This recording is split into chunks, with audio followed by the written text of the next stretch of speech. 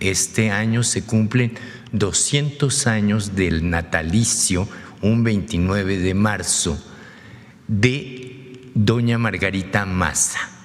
Y creemos que es relevantísimo, la presidenta así nos los instruyó, conocer a plenitud la entereza, la templanza y los aportes a la unidad de México en periodos muy difíciles para una mujer, madre y mexicana. Nos referimos a la Guerra de Reforma, nos referimos a la invasión francesa y al importante desempeño que Margarita hace ante las autoridades de los Estados Unidos. Miren, 1859 es un año muy importante para la historia de nuestro país. Es el año precisamente en que se decretan las leyes de reforma en el puerto de Veracruz. Pero para la familia Carranza de la Fuente, 1859 va a ser un año de gloria y de gozo. El natalicio, un 29 de diciembre, de su primer hijo varón. Nos referimos a don Venustiano Carranza, que nació en esa fecha. El día de ayer se cumplirían 166 años y nace en el seno de una familia totalmente juarista. Su padre, don Jesús, era un defensor a ultranza de los principios liberales de don Benito Juárez. Como presidente municipal de Monclova, él fue de los primeros en poner en marcha el registro civil derivado de estas leyes de reforma. Ese es el ambiente en donde es educado el joven Venustiano Carranza junto con sus hermanos y parte de su familia. Por ello, tenemos en Carranza a un joven muy interesado en la justicia y muy interesado en la política. A los 28 años fue presidente municipal de Monclova. De Cuatro Ciénegas, tiene toda la razón.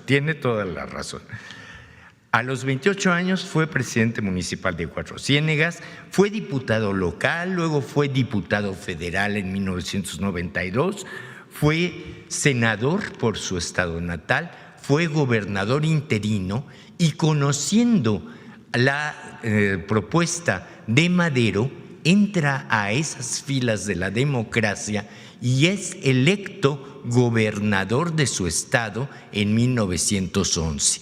De allí que cuando se da el golpe de estado toma la decisión definitiva e importante de apoyar a Madero y constituir un movimiento que va a marcar la historia del país. Veamos la cápsula que hemos preparado en homenaje a don Venustiano Carranza. Venustiano Carranza es uno de los personajes más importantes de la Revolución Mexicana. Fue uno de los arquitectos de las instituciones y del orden jurídico sobre los que se construyó el Estado mexicano del siglo XX. Su principal legado fue haber convocado al Congreso Constituyente, que elaboró la constitución política más avanzada de su tiempo, la primera en incorporar los derechos sociales, una constitución que fue modelo para muchos otros países y que todavía hoy nos rige. Carranza fue el líder revolucionario con mayor visión política de su tiempo. Se sumó a la Revolución Democrática convocada por Francisco I. Madero y que acabó con la dictadura de Porfirio Díaz. Fue gobernador maderista de Coahuila cuando estalló la Decena Trágica y Victoriano Huerta dio el golpe de Estado y asesinó a Madero. Carranza fue el único gobernador que se negó a reconocerlo. Proclamó el Plan de Guadalupe para restaurar el orden constitucional y llamó a las armas al pueblo para terminar con la dictadura huertista.